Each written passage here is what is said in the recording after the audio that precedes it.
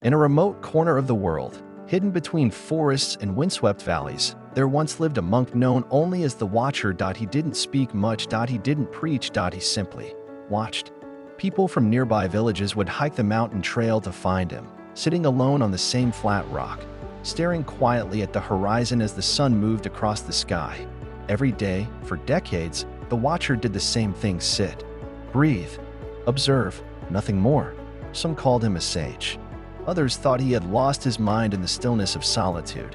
But anyone who sat beside him, even for a moment, felt something shift. Not a miracle, not an answer, just a quiet unraveling, like the layers of noise inside them were slowly peeling away.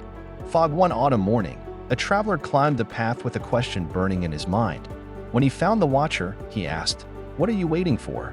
Staring into the silence like that, the Watcher turned to him, not with irritation, but with the patience of mountains. He replied, "I'm not waiting. I'm watching for what isn't there." The traveler frowned. "What isn't there?"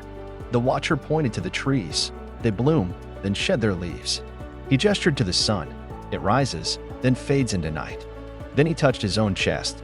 "This too will pass. Everything I am will dissolve." He turned his gaze back to the horizon. What remains, when all that isn't real falls away? That was his meditation, not on life, but on what exists beyond it, beneath the layers of ego, identity, and story. The villagers never fully understood. They brought him food, praise, even questions they thought were profound.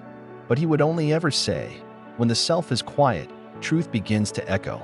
Cloud. One day, the Watcher did not appear on his stone. The villagers searched and eventually found him beneath a tree, seated in perfect stillness, eyes closed, hands resting gently in his lap. He had passed, peacefully, not with fear, not with regret, but with the calm of one who had already let go, long ago. There was no ceremony, no fire, no song. They left him as he was, under the tree.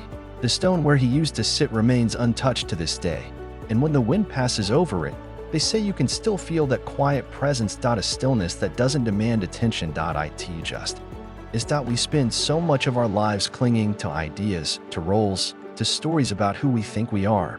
But maybe the deepest wisdom is not in seeking answers, but in watching everything fall away until what's left is not a person, not a name, but just awareness itself.